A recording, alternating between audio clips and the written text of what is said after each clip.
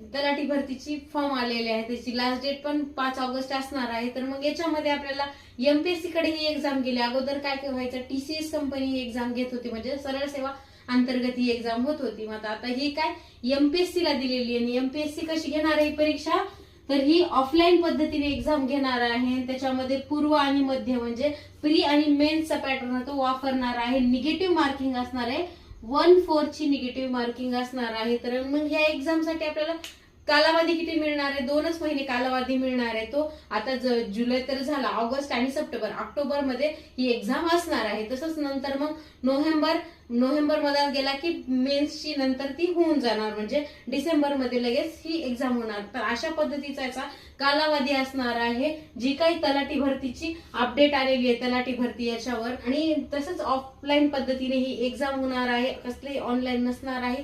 तर मग याच्यावर आपले बरेचसे हे व्हिडिओ येणारच आहेत, तर नक्कीच या पेजला फॉलो करा.